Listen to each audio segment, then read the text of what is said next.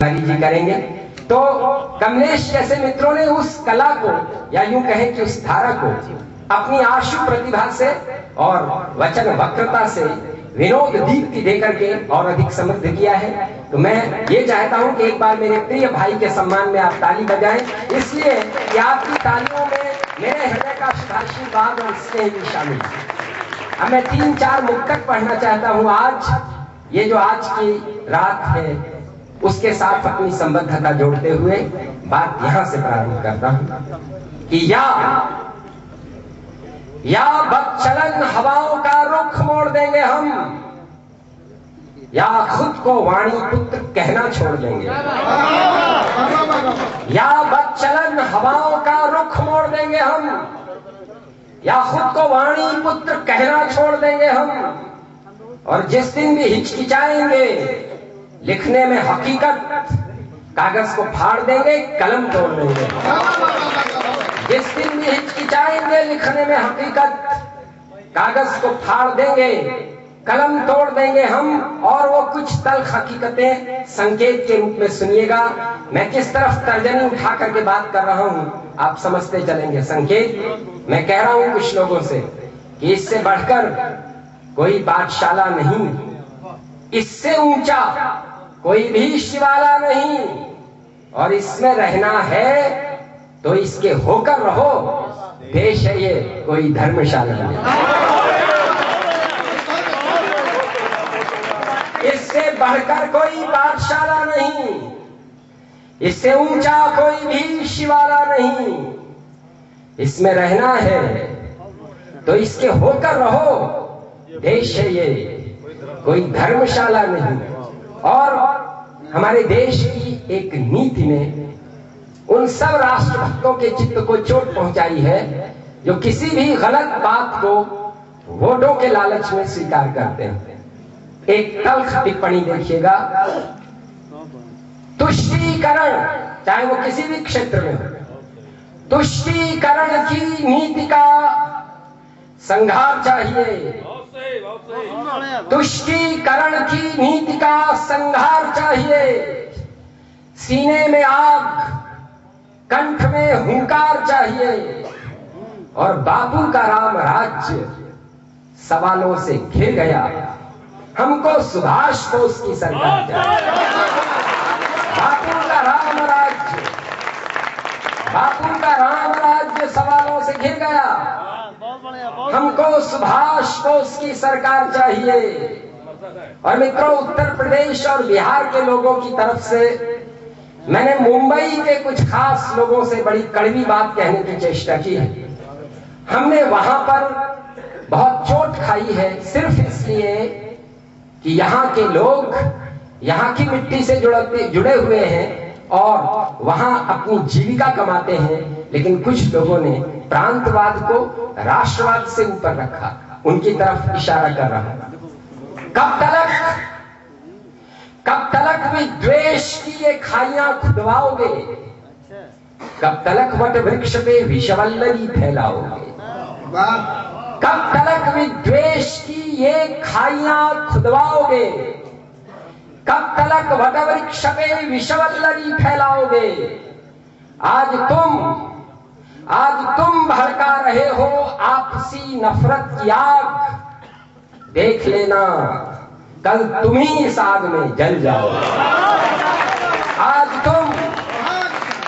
तुम भड़का रहे हो आपसी नफरत की आग।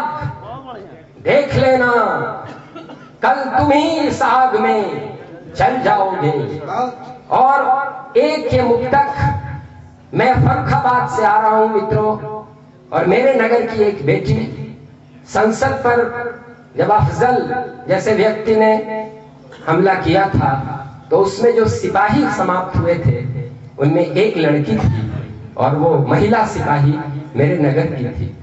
उसके परिवार की आंखों में जब देखता हूं तो उस परिवार की तरफ से जुड़ करके ये 4 पंक्तियां लिखता हूं। केसर की क्यारी में भीषण रक्तपात है, विस्फोटों पे बिछी सियासत की बिसात है। केसर की क्यारी में भीषण रक्तपात है, विस्फोटों पे बिछी सियासत की बिसात है, और अफजल को फांसी देने में हिचक रही जो वो संसद है या शिखंडियों की जमात। अफजल को केसर की क्यारी में भीषण रक्तपात है, विस्फोटों पे बिछी सियासत की बिसात है, अफजल को फांसी देने में हिचक रही जो वो संसद है या शिखंडियों की जमात।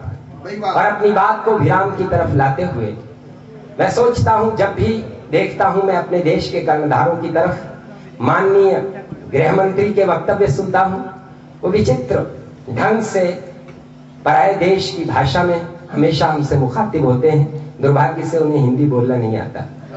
इस देश के बड़े से बड़े लोग, राजनीति के शिखर पुरुष जब विदेशों में जाते हैं तो अनायास अंग्रेजी या वहां की भाषा बोलने की कोशिश करते हैं।